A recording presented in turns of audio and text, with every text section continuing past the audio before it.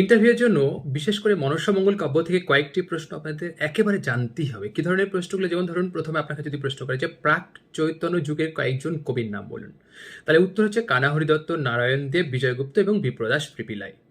পরে আরেকটি প্রশ্ন, চৈতন্যোত্তর যুগের কয়েকজন মনসামঙ্গল কাব্যের কবির নাম বলুন। তাহলে দ্বিজবংশী, কেতকাদাস কেমানন্দ, তন্ত্রবিভূতি, জগজ্জীবন ঘোষাল, ষষ্ঠীবর দত্ত, জীবন মৈত্র এবং বিষ্ণুপাল। আচ্ছা, এখানে একটা জিনিস আপনাদের জানিয়ে রাখি, সুকুমার সেন কিন্তু মনসামঙ্গল কাব্যের কবিদের কিন্তু তিনটে ধারায় বিভক্ত করেছেন। এই তথ্যটি জেনে রাখুন। যেমন ধরো, আমরা পূর্ববঙ্গের কবি কারা?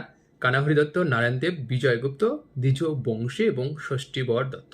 এগুলো আপনাকে ধরতে পারে। পশ্চিমবঙ্গ ধারা বা রাঢ়ের মনসামঙ্গল কাব্যের কয়েকজন কবির নাম যদি আপনাকে জিজ্ঞেস করে, তাহলে বললেন বিপ্রদাস, কেতকাদাস কেমানন্দ এবং বিষ্ণুপাল। আর উত্তরবঙ্গ ধারার যদি কয়েকজন কবি, তাহলে হচ্ছে তন্ত্রবিভূতি, জগজ্জীবন ঘোষাল এবং জীবন মৈত্র। তবে সুকুমার সেন কিন্তু আরো দুজন এক্সট্রা নাম ধরেছেন। একজন হচ্ছে মনকর, মদনতনু করা, আর একজন হচ্ছে দুর্গা বরকে। তিনি এই কাব্যধারার কবি বলেছেন কিন্তু, বা বলতে চেয়েছেন।